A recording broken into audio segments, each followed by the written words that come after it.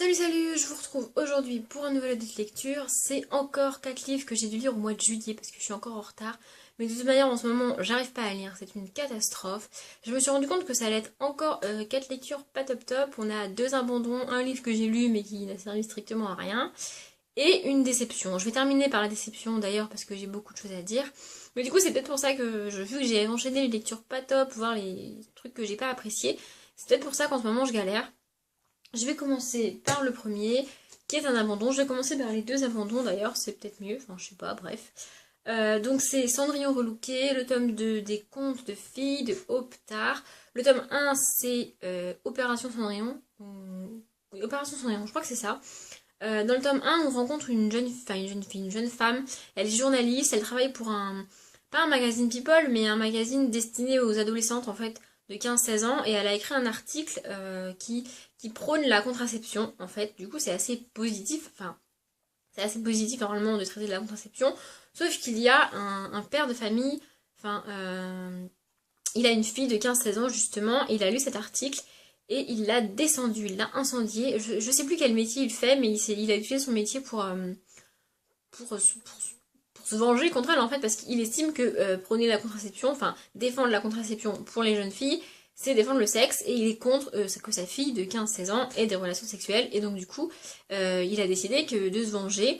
Et donc elle, pour de nouveau se venger, c'est un peu compliqué, hein, elle décide de se faire engager comme gouvernante pour sa fille à lui, sans lui dire qui elle est, pour se rapprocher de lui et le détruire une nouvelle, enfin le détruire pour se venger, puisque du coup il a un peu détruit sa carrière de journaliste, et c'est pas cool. Voilà, du coup j'ai eu beaucoup de mal avec le tome 1 parce que le personnage principal est quand même méchant, enfin ce qu'elle fait c'est pas cool. Elle peut aller le voir, et enfin elle aurait pu aller le voir et essayer d'arranger l'histoire, mais non, elle a décidé de se faire passer pour quelqu'un qu'elle n'est pas, et de mentir en fait. Du coup j'ai eu beaucoup de mal.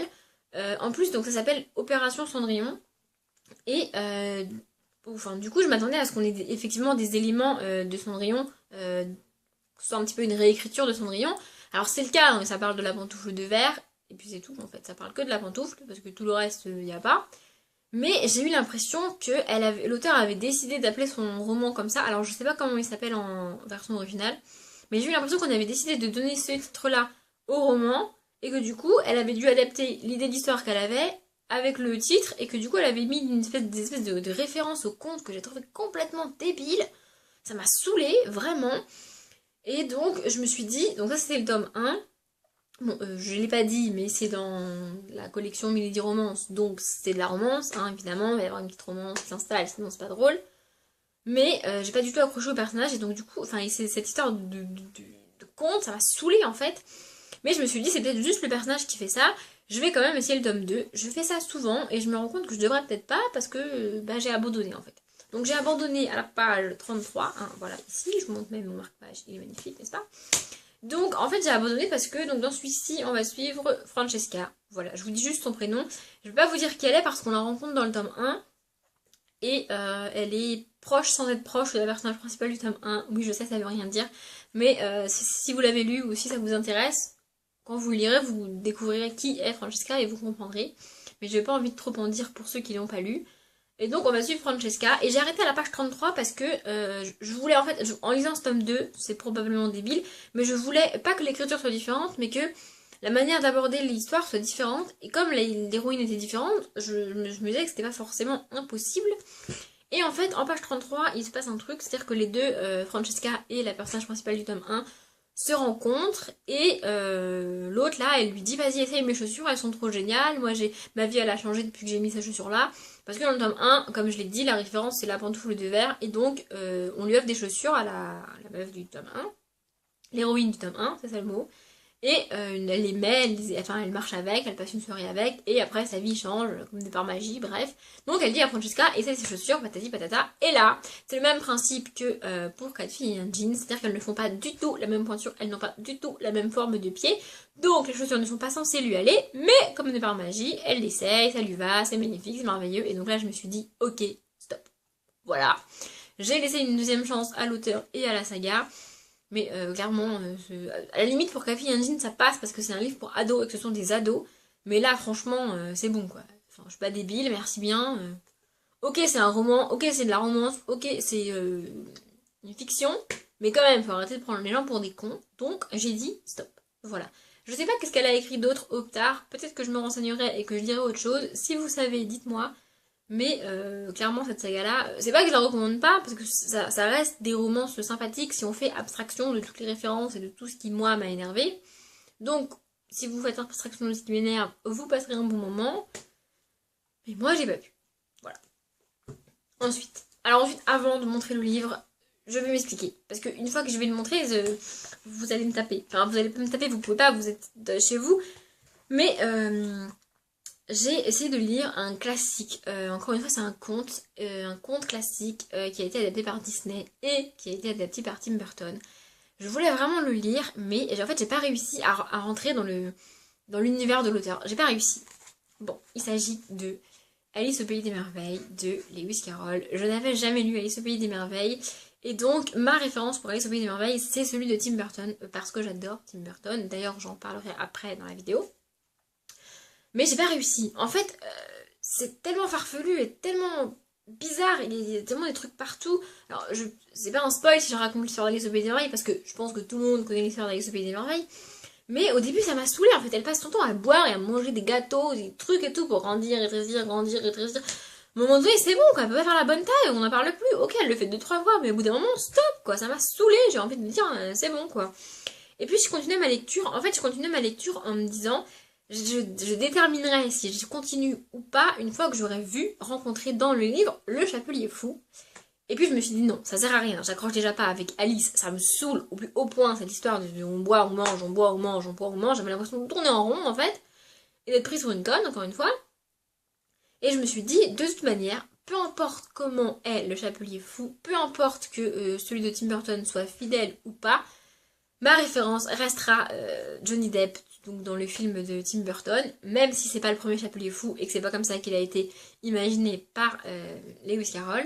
Mais pour moi, ça restera comme ça. Enfin, le Chapelier Fou restera comme ça dans ma tête. Et donc, je me suis dit, je vais attendre de le rencontrer pour le comparer avec le Chapelier Fou de Johnny Depp, en sachant que de toute manière, je préférerais celui de Johnny Depp parce que c'est comme ça. Hein. Donc, ça sert à rien. Autant que je m'arrête là. Enfin, je veux dire, voilà. Du coup, j'ai décidé de m'arrêter très exactement à la page 43. Donc, au chapitre 7, je crois. 6. Voilà, mais j'ai pas pu. Enfin, vraiment, je pense que l'univers de l'auteur est beaucoup trop farfelu, encore plus farfelu que celui de Tim Burton. Ou alors peut-être que j'adhère tout simplement plus à l'univers de Tim Burton qu'à celui de Lewis Carroll, mais franchement, j'ai pas pu.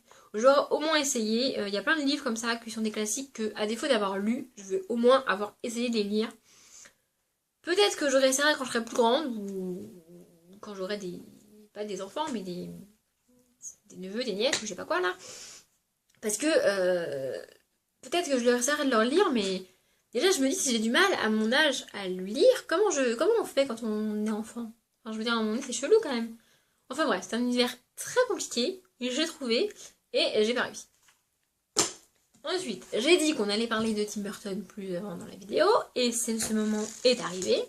J'ai trouvé La triste fin du petit enfant huître et autre histoire de Tim Burton.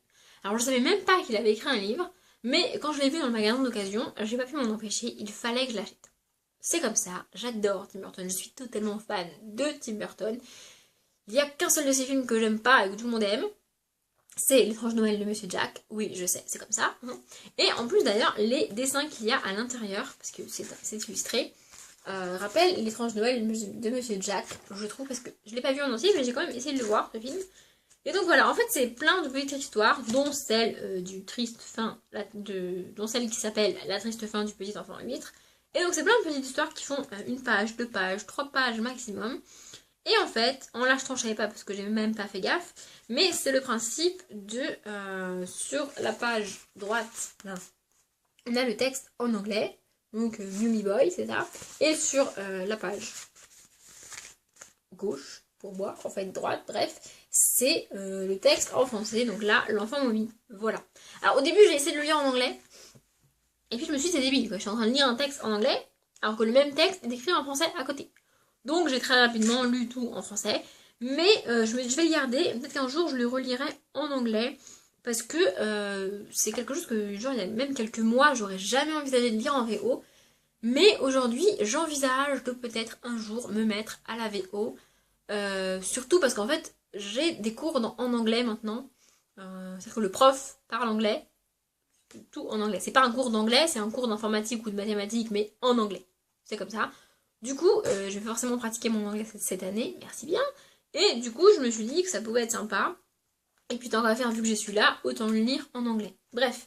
Alors, si vous êtes fan de Tim Burton et que vous saviez pas comment il avait écrit un livre, vous pouvez l'acheter. Ça m'a fait un peu penser à la poudre à boutons et autres trucs mirabolants du Roald Dahl.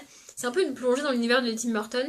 C'est un peu toutes les petites idées d'histoire qu'il a eues et qui ne sont pas assez étoffées pour faire un film en fait. Je pense que c'est ça. On dirait un recueil d'idées en fait, d'histoires complètement. Il y a des histoires complètement farfelues, hein, parce que l'enfant huître, c'est vraiment un enfant qui ressemble à une huître. Hein. Il n'y a pas de. Enfin voilà, il y a des. La fille faite d'ordures, voilà, donc l'enfant momie. Période des fêtes pour jeune brindille. La fille qui se transforma en lit. Enfin voilà, il y a plein de. La fille avec plein d'yeux, vous la voyez, elle est là. Hein. Donc voilà, je pense que c'est vraiment toutes les idées farfelues qui ont pu débarquer dans le cerveau de Tim Burton et qui n'ont jamais fait un film et qui peut-être un jour en feront un, on sait pas. Mais voilà, c'est pour ça que j'ai dit que c'était un livre que j'ai lu mais qui n'a pas servi à grand chose. Parce que je ne regarde pas un souvenir immense. Mais si vous êtes fan, sachez que ce livre existe. Le dernier livre est un immense classique de la littérature que je voulais impérativement lire et que j'ai enfin lu. J'ai dit que c'était une déception, je vais m'expliquer. Je voulais un petit peu me renseigner sur le sujet avant de faire cette vidéo.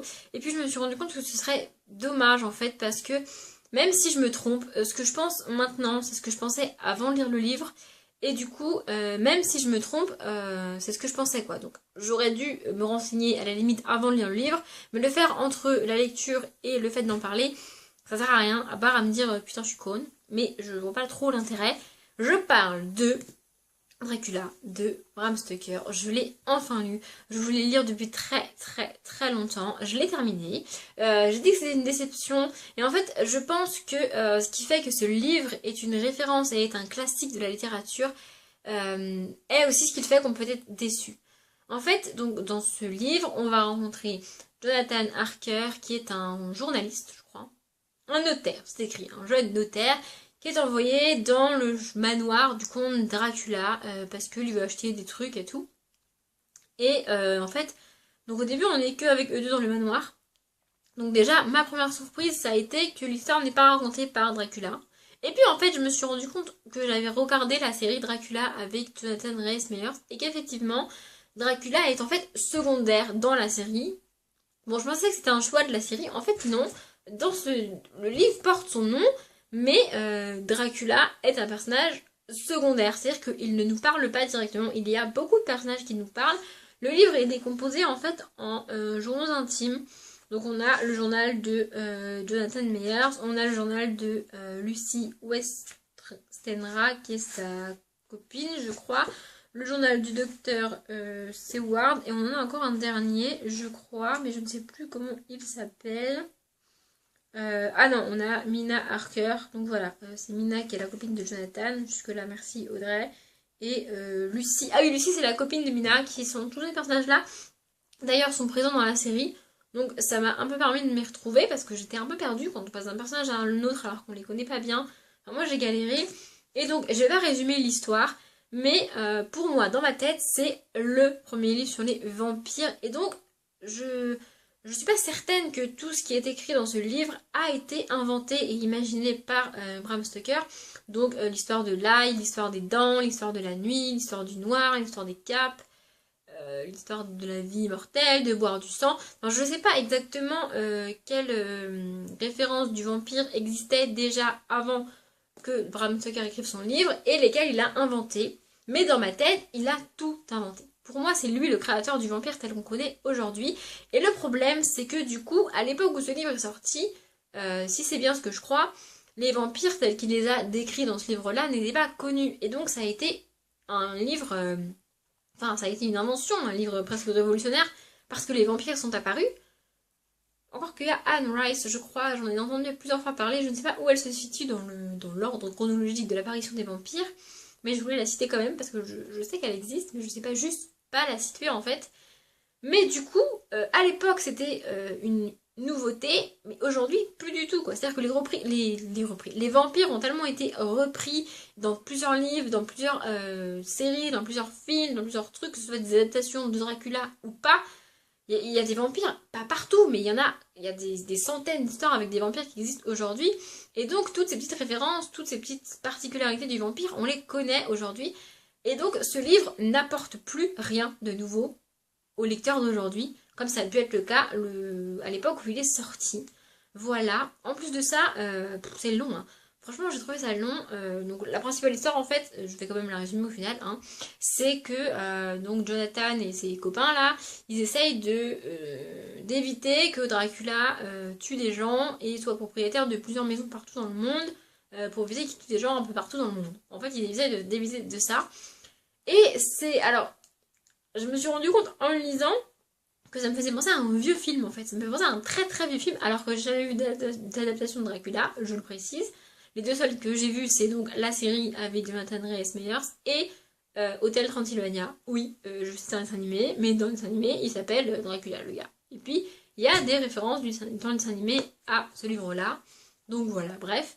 Mais ça me faisait penser à un très vieux film en fait. Je voyais les personnages bouger à la limite au ralenti avec de la musique derrière et tout. Enfin, ça me faisait penser à ça. Et c'est très très lent quand même. À la fin, ça devient un peu chiant, quoi. Ça devient vraiment long. Alors, je l'ai fini parce que je voulais le finir, parce que je me suis dit non, il est hors de question que j'abandonne ce livre, je vais le terminer. Et je l'ai terminé. Je suis contente de l'avoir terminé. Il n'empêche qu'il m'a déçue. Voilà.